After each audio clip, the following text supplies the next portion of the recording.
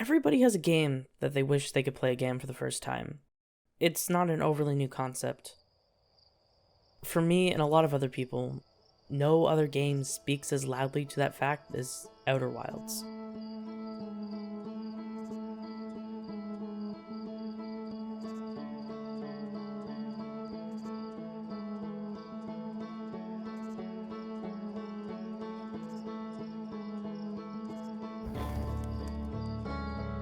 This game is, without a doubt, one of my favorite games.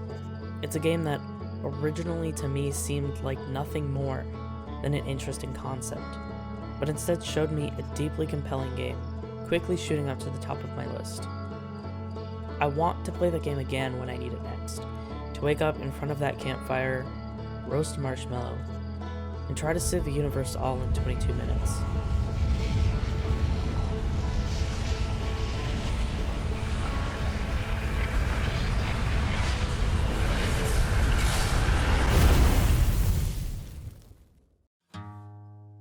At the game's core, you're an astronaut, a traveler, flying from one planet to another in this miniature solar system, scouring the system to discover what the ones who came before you were trying to do, how they lived, and what their goals were.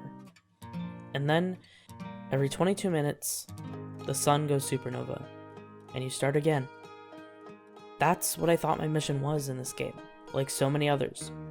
Stop the sun from exploding, save the solar system. In the beginning, it's slow to pick up. There are over half a dozen locations in the solar system, all in orbit of the sun. Timberhearth, Giant's Deep, Brittle Hollow, and so many more. And slowly I visited each location, learning more and more. I learned about the purple dot that shoots off into the distance at the beginning of each loop. It's a probe trying to find the eye of the universe, which holds knowledge that even the ancient race who built all of this technology don't know of. But they did find it. The probe worked. I learned there's a price for finding it. It sets off a chain of events that lead to them activating the sun going supernova. So I took this information and thought, well, this is it. This is the game. I have to save the universe from going supernova. I have to deactivate it. I can fix this because I'm the hero of the story. As I settled in, trying to discover a way to fix this, the loop became my safety net. I would fly into Giant's Deep without slowing down because it didn't matter, I would just reset anyway. I would jump into the black hole on Brittle's Hollow just to look at the whole system. I learned how to use their technology, what it was used for, and how they ended up here. I visited my fellow Hearthians, listening to their music. Sometimes I would just try to line up the planets to hear them all play at once. I would explore the same ruins many times, even just to discover the same words. I would float through space just to watch. It's so easy to get lost in time. It doesn't matter what you do with those 22 minutes, because you'll always have 22 minutes more. When I finally reached the sun station, I thought that was the key to finally figuring out how to stop the sun from exploding. As I entered, I read the words left by the Nomai.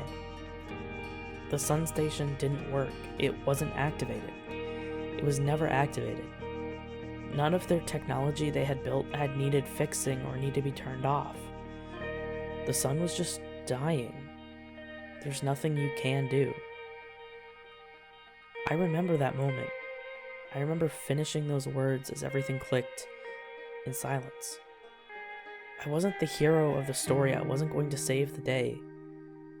Sometimes things just end, and there's nothing you can do to stop it. Nothing in the game hinted at you being able to save anything. In fact, it does the opposite. Shert talking about the stars going supernova, the model in the museum at the beginning of the game. But I wanted to be the hero, saving everyone in the system. I walked towards the window, took my hands off the keyboard, and I watched the sun die.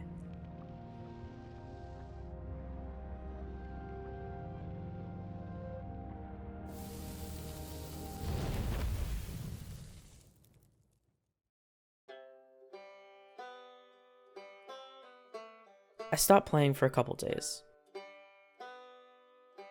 During that time in my life, there was a lot going on. I felt like I could never take a break. 2 months earlier, a family member had died. Although I had convinced myself that I was okay and that I was over it, I struggled with making that a reality. I had family members pass away, but this was a complex relationship, and grieving the right way didn't feel natural. Instead, I poured myself into school until I burned out, right before the end of the semester. This game was routine. It was an escape from everything I was dealing with. And then, as much as it comforted me, it confronted me. Sometimes there's just nothing you can do. When I finally picked it back up, I scoured the planets trying to find what to do next. But the world was different this time. I knew I couldn't save the universe, so I was looking for what I could do.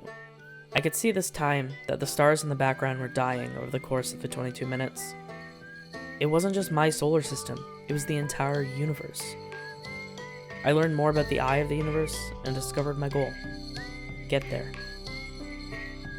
But to get there, I would need to disable the 22-minute loop, completely removing my safety net.